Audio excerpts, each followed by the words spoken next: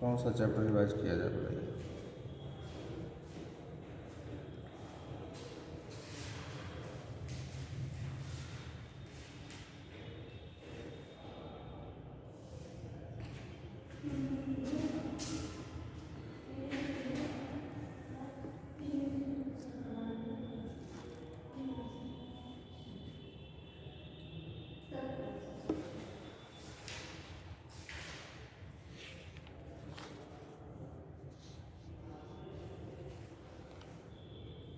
Cell cycle and cell division करवा रहे थे आपको, हो गया है? अभी नहीं ना?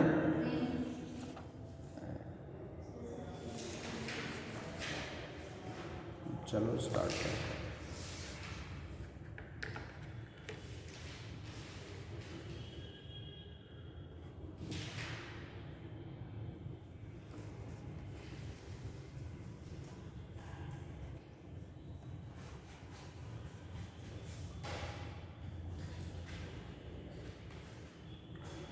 तो हमने आपको ये बताया था कि cell division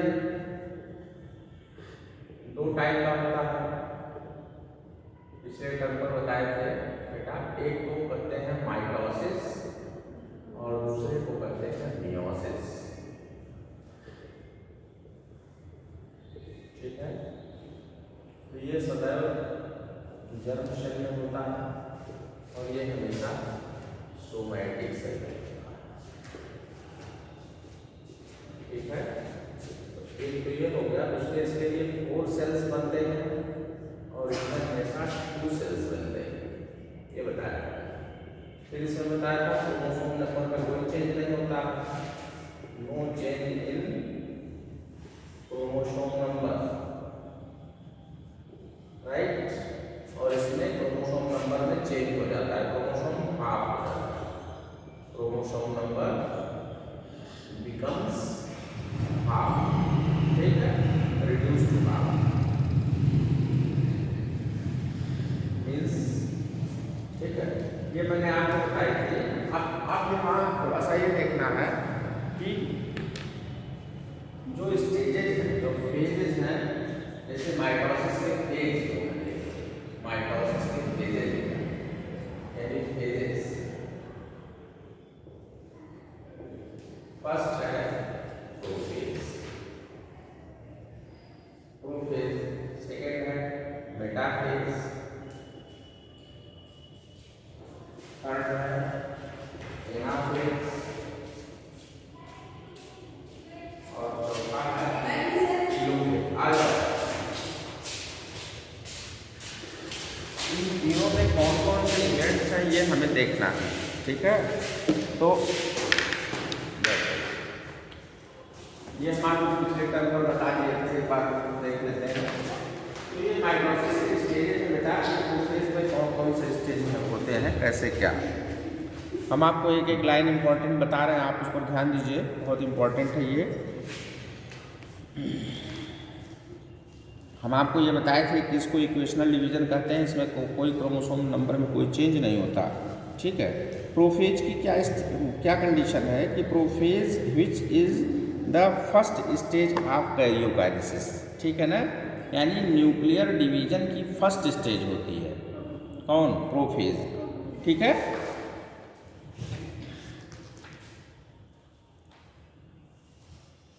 In the S and G2 phase, the new DNA molecules are formed, right? Are not distinct but interweave. Okay. Prophase is marked by the initiation of condensation of chromosomal material. यानी पहला इसका जो पहला feature हो गया prophase का, जो prophase का पहला फीचर हो गया, प्रोफेज का जो पहला फीचर हो गया, ये फर्स्ट है very important, condensation of genetic material, बहुत इंपॉर्टेंट है। आपका टिक किसी पर लगना चाहिए। प्रोफेज में क्या होता है, जेनेटिक मटेरियल कंडेंस कर जाते हैं, ये सबसे इंपॉर्टेंट फीचर है प्रोफेज का, ठीक है। यानी the condensation of the genetic या chromosomal material, the chromosomal material becomes untangled during the process of chromatin condensation, right. The centrioles which had undergo duplication during the S phase of the interphase, okay, which had the undergoes the duplication during the S phase of the interphase, now begins to move towards the opposite poles of the cell। यानी एक चीज तो ये हो गया, और दूसरा ये कह रहा है कि जो क्रोमोसोम्स होते हैं, ठीक है ना बेटा, जो क्रोमोसोम्स होते हैं, जो chromosomes okay goes to towards the pole, यानी पोल की तरफ क्या कर जाते हैं, मूव कर जाते हैं। ये दोनों ही कंडीशन किसकी है, प्रोफेज की है, दोनों अपोजिट पोल की तरफ चले जाते हैं, ठीक है। The completion of prophase can thus be marked by the following characteristic events। क्या है, देखिए, पहला, chromosomal material condense to form the compact mitotic chromosomes, ठीक है, कंडेंस होकर के कॉम्पैक्ट माइटोटिक क्रोमोसोम्स बना लेते हैं, ठीक। Chromosomes are seen to be composed of two chromatids attached together at the centrosome, यानी ये कंडीशन बनती है, सेंट्रोसोम पर अटैच होकर के दोनों दो क्रोमैटिड इस तरह से ऐसे, ये देखिए इस स्टेज में आ जाते हैं, ठीक है।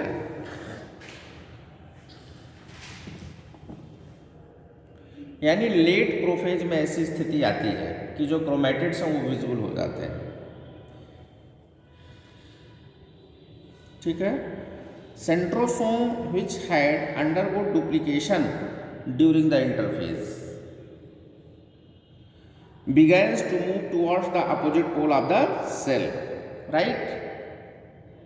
Each centrosome radiate and microtubules called asters, okay।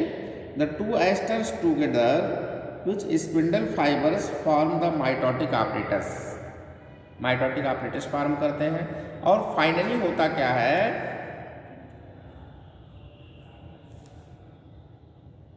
इसके बाद की स्टेज मेटाफेज स्टेज आती है। मतलब ये सबसे इम्पोर्टेंट आप इसमें समझ लीजिए, ये दो लाइन है इसमें, एक तो ये कि भाई ये जेनेटिक मटेरियल इनके कंडेंस हो जाते हैं, दूसरे क्रोमोसोम अपोजिट पोल्स पर चले जाते हैं, ठीक है।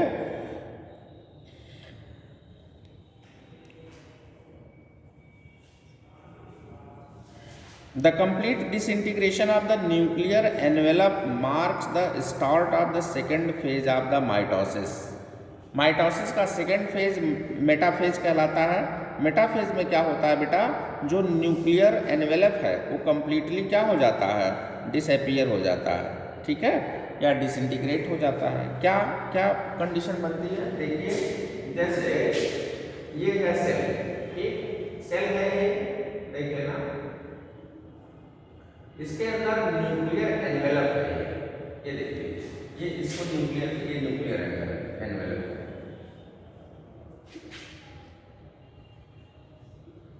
ये न्यूक्लियर एनवेलप है। इसी के अंदर क्रोमोसोम्स हैं, just like they are chromatin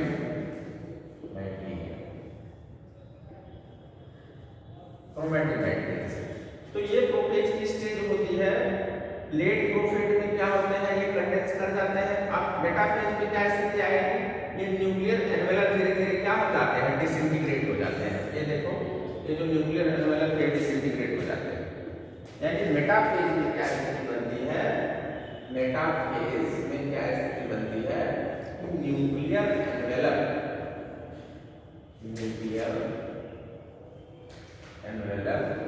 disintegrate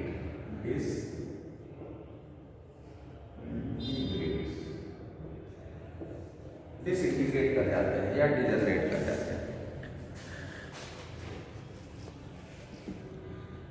ठीक है।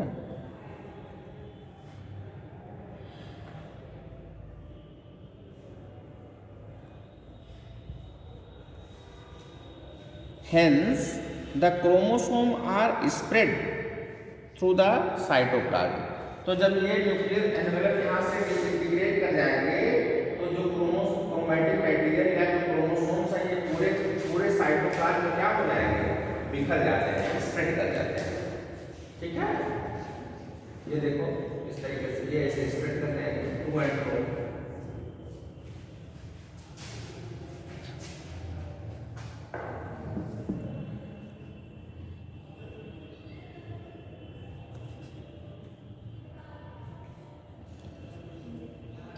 By this stage, the condensation of chromosome is completed and they can be observed clearly under the microscope.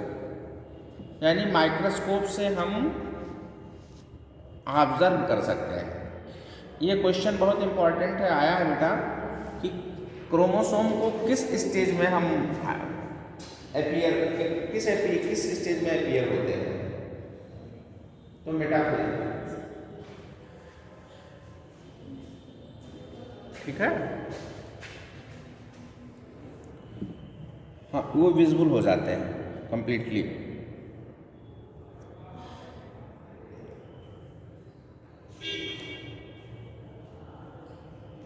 ये क्वेश्चन आया है, इंपॉर्टेंट है ये। यानी morphology of the chromosome, chromosome की morphology की स्टडी हम किस स्टेज में कर सकते हैं, बोलो, मेटाफेज में कर सकते हैं। ये इंपॉर्टेंट क्वेश्चन है, इसको नोट करिए। मेटाफेज में हम क्रोमोसोम के मार्फोलॉजी की स्टडी कर सकते हैं, यानी कंप्लीटली क्रोमोसोम विजिबल हो जाते हैं। किस स्टेज में, मेटाफेज में। ये क्वेश्चन कई बार आया है, इंपॉर्टेंट है ये। पॉइंट वाइज पॉइंट बना के अपने ही लैंग्वेज में लिख लो, इसको लिख लो बेटा ना। ठीक है,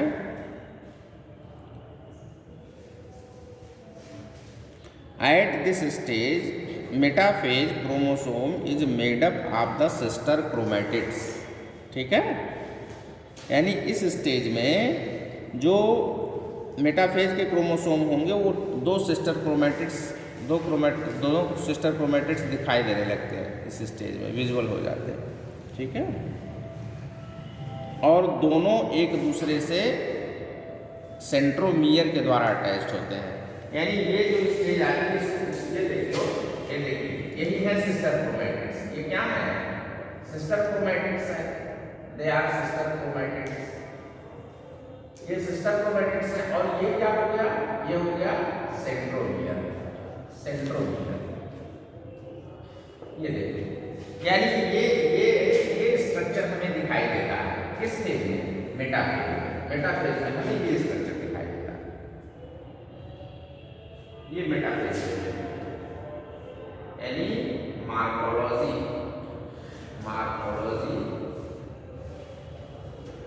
ऑफ क्रोमोसोम्स की मार्फोलॉजी हम देख सकते हैं। Morphology of chromosomes can be seen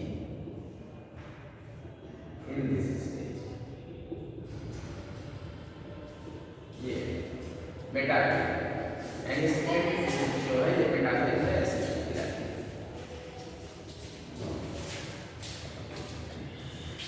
ठीक है।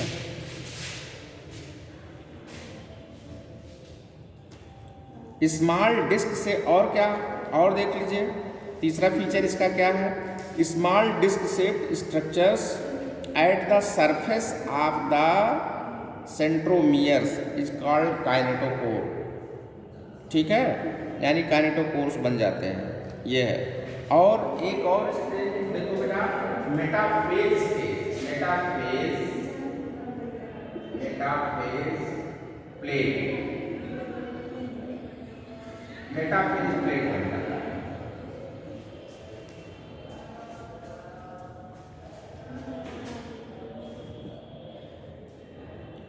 ठीक है, spindle fibres attach to the kinetochore spindle fibres kinetochore से अटैच्ड हो जाते हैं, यानी क्रोमोसोम्स के जो काइनेटोकोर है, ठीक है ना, वो स्पिंडल फाइबर से अटैच कर जाता है। यानी कौन से क्या इसके आएगा इसके बाद डायग्रामेटिकली क्लियर होना चाहिए। देख लीजिए ये है जैसे, अब ये जैसे देखो यहाँ ये है क्रोमोसोम,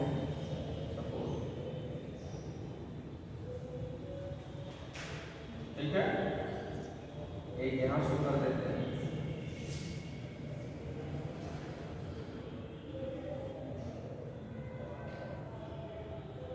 यहाँ कर देते हैं।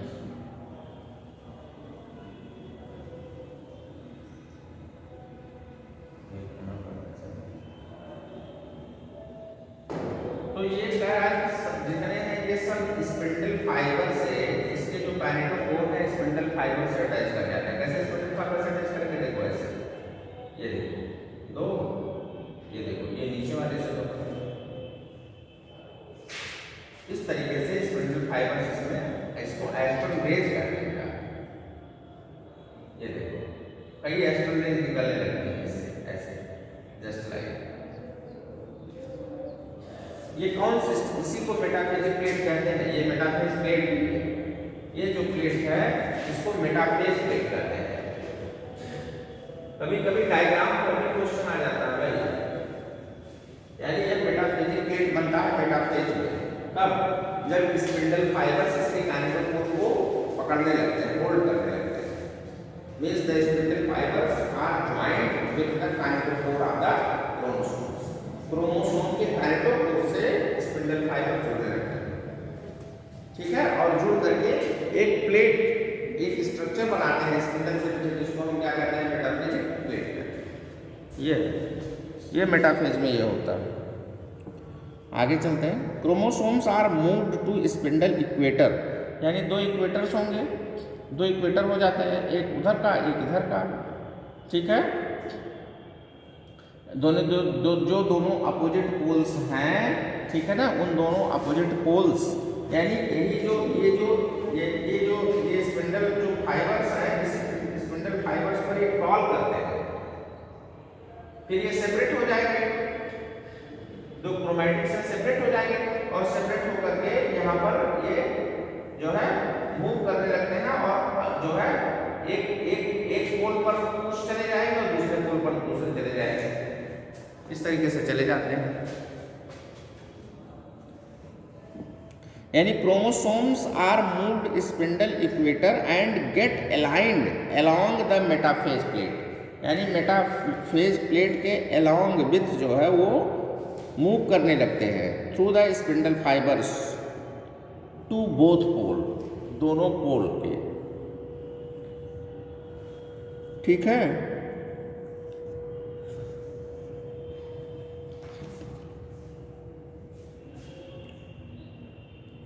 ये पोजीशन बनती है।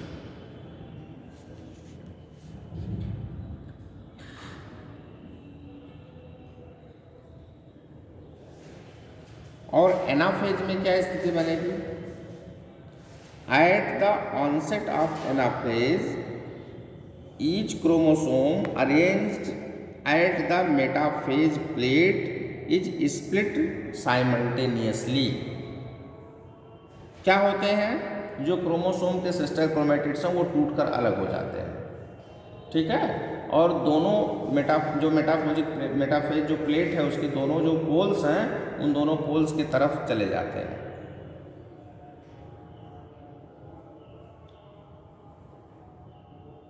Arranged at the metaphase plate is split simultaneously and two daughter chromatids now referred to as daughter chromosomes.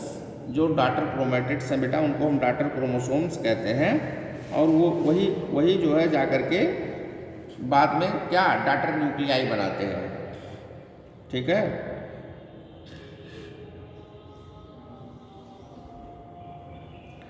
Eight each chromosome moves away from the equator pole. The centromere of each chromosome remains directed towards the pole and hence at leading edge, which arms of chromosome trailing behind. Thus, anaphase stage is characterized by the following key events. यानी chromosomes split and chromatids separate. Chromosome split हो जाते हैं, टूट जाते हैं, और chromatids क्या होते हैं, अलग हो जाते हैं, ठीक है, सेपरेट हो जाते हैं। ये एनाफेज की कंडीशन है। और क्या है, chromatids move to opposite poles. जो क्रोमैटिड्स होते हैं वो दूसरे अपोजिट पोल्स पर चले जाते हैं। यानी एनाफेज में क्या होता है, एनाफेज की कंडीशन देख लीजिए। Chromatids move to opposite pole पर चले जाते हैं। ये है, ठीक है। और दूसरा क्या है बेटा, तो ये सब यही है इसमें सबसे इम्पोर्टेंट, टूट करके दूसरे पोल पर चले जाते हैं, ठीक है। और टीलोफेज में क्या है, टीलोफेज में क्या होता है, टीलोफेज में chromosomes cluster at the opposite spindle poles and their identity is lost as discrete element, ठीक। और न्यूक्लियर एनवेलप फिर से डेवलप होने लगता है। जो न्यूक्लियर एनवेलप मेटाफेज प्लेट में डिसअपीयर हो रहा था वो फिर से अपीयर होने लगता है around the chromosome cluster at each pole forming the 2 daughter nuclei, ठीक है। यानी ये स्टेज जब आती है, इस स्टेज के बाद जो है, इस स्टेज के बाद देखते हैं, देखिए ये जब एलाइन करके मूव कर जाएंगे, मूव करके क्या होता है, ये देखो,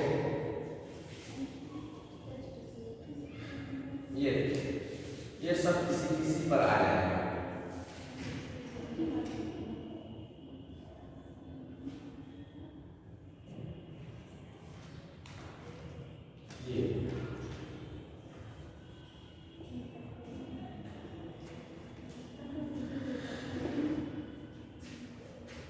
ठीक। और उसके बाद क्या होगा, उसके बाद क्या होगा, देखिए ये धीरे धीरे फिर इसी के साथ जुड़ जाते हैं, एक तरफ तो जुड़ जाएंगे और दूसरे तरफ आगे इधर जुड़ जाएंगे।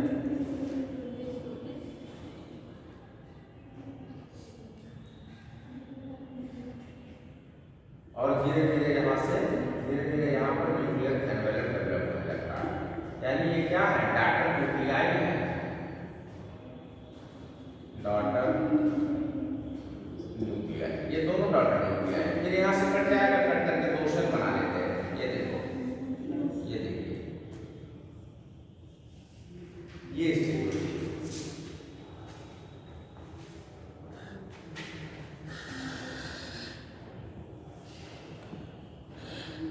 यानी टीलोफेज में क्या, the chromosomes cluster at the opposite spindle poles and their identity is lost as discrete element, okay.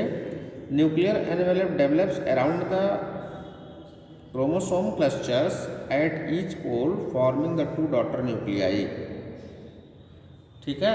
यानी दोनों अपोजिट पोल्स पर एक एक डॉटर न्यूक्लियाई बन जाते हैं। और डॉटर न्यूक्लियाई जब बन जाएंगे तो क्या होगा, न्यूक्लियोलस डेवलप हो जाएगा, Golgi complex and endoplasmic reticulum reform, यानी फिर से बन जाता है। उसके बाद साइटोकाइनेसिस, ये कैरियोकाइनेसिस रहा बेटा, उसके बाद साइटोकाइनेसिस होगी। साइटोकाइनेसिस में क्या है, माइटोसिस accomplished और not only segregation of the duplicated chromosomes into the daughter nuclei means karyokinesis, but the cell itself is divided into the 2 daughter cells by the separation of cytoplasm। जो cytoplasm है वो भी अलग हो जाता है। Cytoplasm के अलग होने या डिवीजन होने के प्रोसेस को हम साइटोकाइनेसिस कहते हैं, ये है, ठीक है। So it is cytokinesis, at the end of which the cell division gets completed जब यानी सेल डिवीजन कैसे कब कंप्लीट होता है, जब साइटोकाइनेसिस हो जाती है, ठीक है। This is achieved by the appearance of A furrow in the plasma membrane. Okay, the furrow gradually depends and ultimately joins in the center, dividing the cell cytoplasm into the two. Okay, the plant cell are enclosed by a relatively inextensively cell wall. अगर plant cell है तो उसके ऊपर एक cell wall develop हो जाती है, animal cell है तो सेल वॉल डेवलप नहीं होती, क्योंकि आपको ये पता है ना कि जो प्लांट सेल है, प्लांट सेल का ये फीचर है कि प्लाज्मा मेम्ब्रेन के ऊपर एक थिक वॉल पाई जाती है जिसको हम सेल वॉल कहते हैं। क्यों? और अगर एनिमल सेल है तो केवल और केवल प्लाज्मा मेम्ब्रेन पाई जाएगी, उस पर सेल वॉल नहीं पाया जाएगा, ठीक है। यही तो डिफरेंस है। प्लांट सेल और एनिमल सेल में आप कैसे डिफरेंस करेंगे? कितने डिफरेंस के पॉइंट हैं बोलो? एक तो ये सेल वॉल का है, दूसरा बताओ, सेंट्रियोल्स पाए जाते हैं इसमें और उनमें सेंट्रियोल्स नहीं पाए जाते, है ना बेटा। और प्लास्टिड इसमें पाया जाएगा, उसमें प्लास्टिड नहीं पाया जाता, है ना। ये डिफरेंस के पॉइंट है।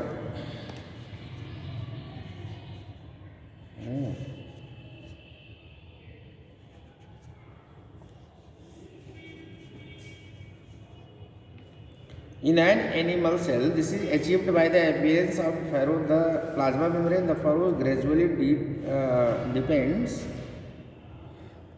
ultimately joined to the center, dividing the cell cytoplasm into the two. Okay, plant joins in the center, dividing of the cell cytoplasm into the two. Plant cell, however, are enclosed by the relatively extensive shell wall. Okay, therefore they undergo the cytokinesis by the different mechanism. In the plant cell, wall formation starts in the center of the cell, okay, and grows outward to meet the existing lateral walls. The formation of new cell wall begins with the formation of simple precursor called the cell plate that represents the middle lamella. बहुत important है middle lamella. Middle lamella पर question आया है बेटा, ठीक है। Between the walls of two adjacent cell, इसको underline करना बहुत इंपॉर्टेंट है, इस पर क्वेश्चन आया है। दो एडजेसेंट सेल्स के बीच में मिडिल लैमिला पाया जाता है, ये इंपॉर्टेंट है question. At the time of cytoplasmic division, the organelles like mitochondria and plastids get distributed between the daughter cells. यानी जब daughter cells बन जाते हैं तो उसमें फिर एंडोप्लाज्मिक रेटिकुलम और माइटोकॉन्ड्रिया वगैरह फिर से क्या हो जाते हैं, डिस्ट्रीब्यूट हो जाते हैं। यानी दोनों ही सेल में माइटोकॉन्ड्रिया और एंडोप्लाज्मिक रेटिकुलम, गोल्गी बॉडी, ये सब पहुंच जाते हैं, ठीक है।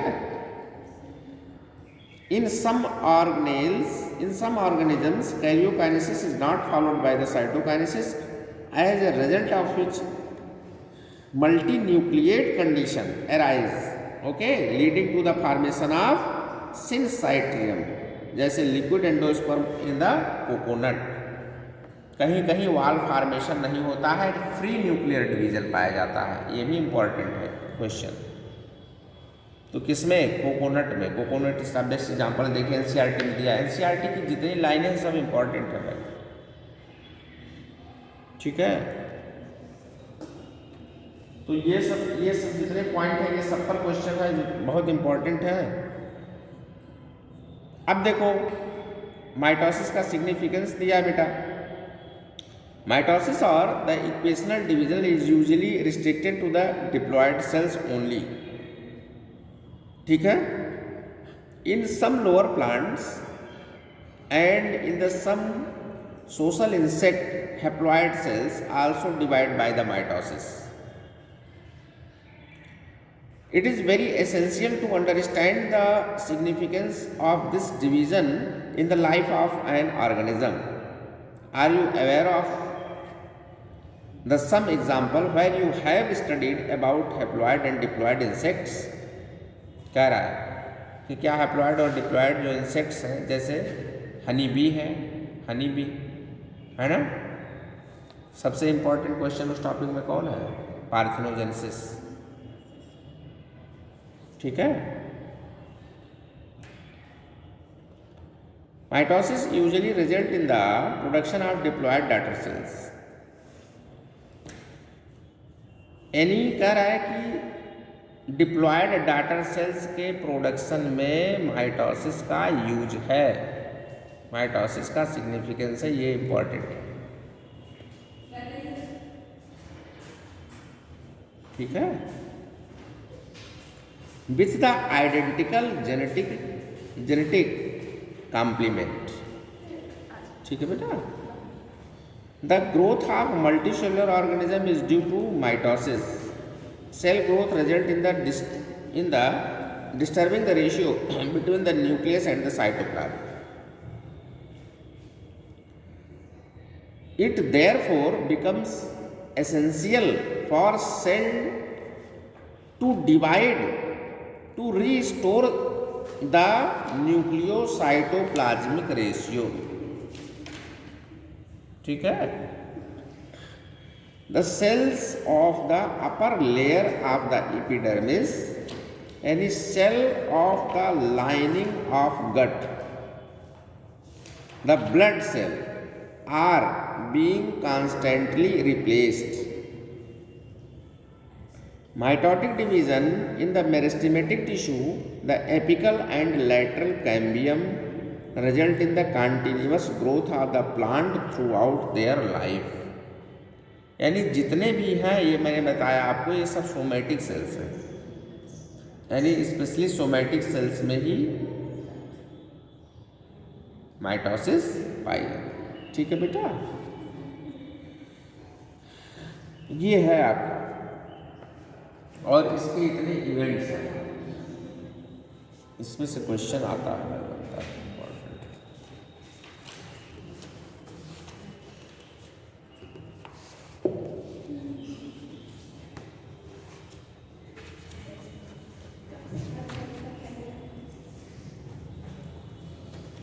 चलिए कुछ क्वेश्चन अब हम बोल रहे हैं, आप लोग इसका आंसर सजेस्ट करिए।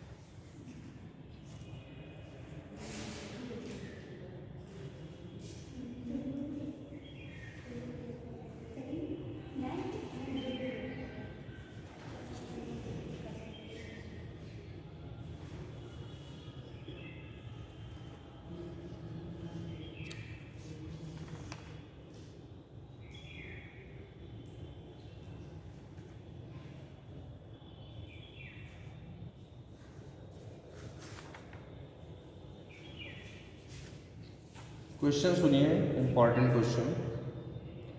एट बेटा phase chromosomes are attach to the spindle fibre by their. पहला ऑप्शन है सैटेलाइट्स, दूसरा ऑप्शन है सेकेंडरी कॉन्स्ट्रिक्शन, तीसरा ऑप्शन है काइनेटोकोर, चौथा ऑप्शन है सेंट्रोमियर्स। कौन सा सही होगा? हाँ बेटा, अभी बताया हूँ कि काइनेटोकोर से जुड़ते हैं, अभी बताया हूँ। ऐसे गलत कर दोगे। फैक्ट को पकड़ो, फैक्ट फैक्ट, है ना। जब तक फैक्ट नहीं पकड़ोगे तब तक कैसे है। हाँ, अभी मैंने बताया ना कि काइनेटोकोर से जोड़ते हैं जो स्पिंडल फाइबर होते हैं, क्या बताया है अभी। इसे नाते बताते समय उन सारे पॉइंट्स को नोट कर लेना चाहिए। यही सब तो क्वेश्चन में रहता है, और क्या रहता है भाई। काइनेटोकोर से जुड़ेगा, इसमें काइनेटोकोर सही है। ये 2011 में आया बेटा क्वेश्चन, इसमें दिया है आपने।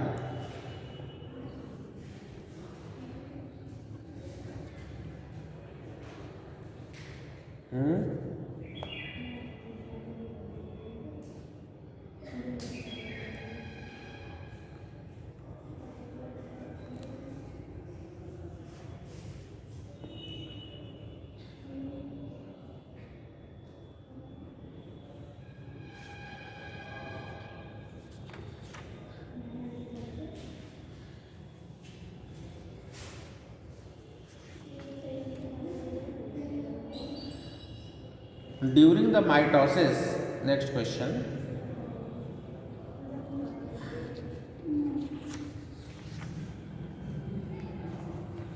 Next question beta.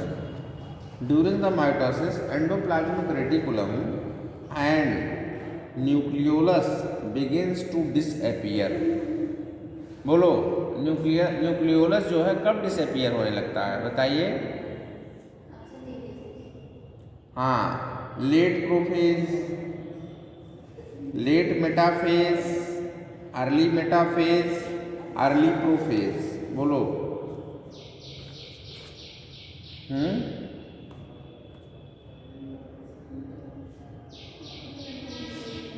यानी कह रहा है कि एंडोप्लाज्मिक रेटिकुलम और न्यूक्लियोलस कब डिसअपियर होते हैं, किस स्टेज में, बोलो भाई। न्यूक्लियोलस वगैरह कब डिसअपियर होता है, डिसअपियर होना शुरू हो जाता है, आप ऐसा समझ लीजिए। प्रोफेज के लास्ट तक खत्म हो जाता है बेटा, डिसअपियर हो जाता है। क्या देखो बनाया है, ऑप्शन ए सर। हाँ नहीं, ऑप्शन डी सही है इसमें, लास्ट प्रोफेज है भाई, ठीक है।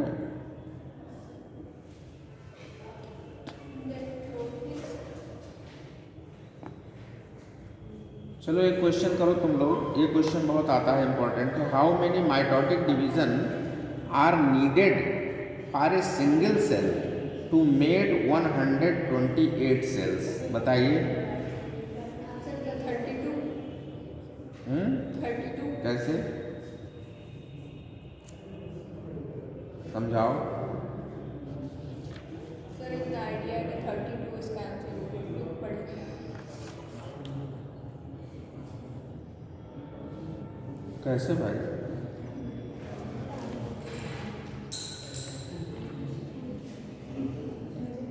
ये डिवीजन पूछ रहा है बेटा कि कितनी बार डिवीजन होगा। सुनो, कितनी बार डिवीजन होगा कि 128 सेल्स फार्म हो जाएंगे, क्वेश्चन ये है ना। सर 32 बार। कैसे, बताइए हमको। ये नहीं पता है, 32 उसका वो।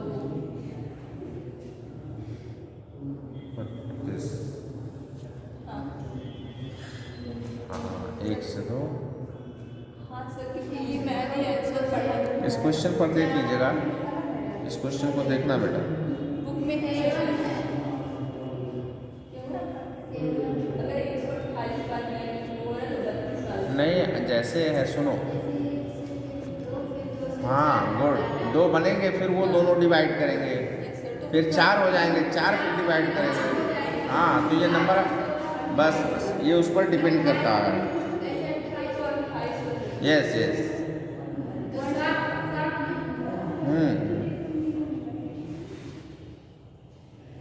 उस पर डिपेंड करता है, ठीक है। अच्छा नेक्स्ट देखिए क्वेश्चन।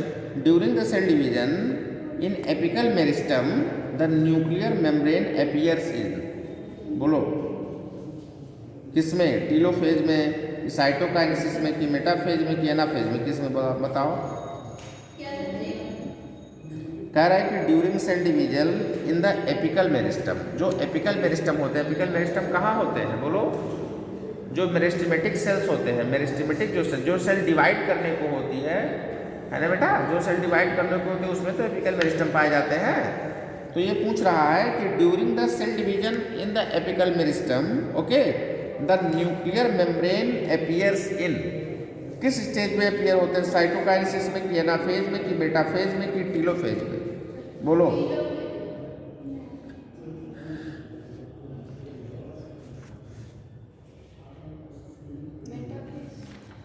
हाँ एक भाई लास्ट, एकदम लास्ट जो स्टेज होगी उसी में तो मेम्ब्रेन बनेंगे ना, तो लास्ट स्टेज कौन सी है, टीलोफेज सही है वो बताइए। मेम्ब्रेन लास्ट में ही बनते हैं, जो डाटर न्यूक्लियाई सेपरेट हो जाते हैं मेम्ब्रेन लास्ट में बनते हैं, तभी तो देखो ये डिवीजन होता है, देखो मैंने दिखाया है कि डाटर न्यूक्लियाई सेपरेट हो गए तो यहाँ डिवीजन हो गया, समझ रहे हो। हाँ ये चीज़ है, ये है question.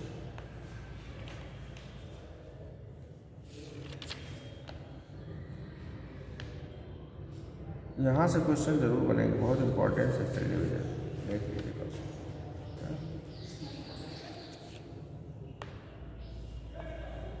Cytokinesis is the inhibitory chemical, sorry colchicine, colchicine is the, बोलो, इनहिबिटरी केमिकल, सेल डिवीजन को रोकने का काम करता है कॉल्चिसिन, इंपॉर्टेंट है।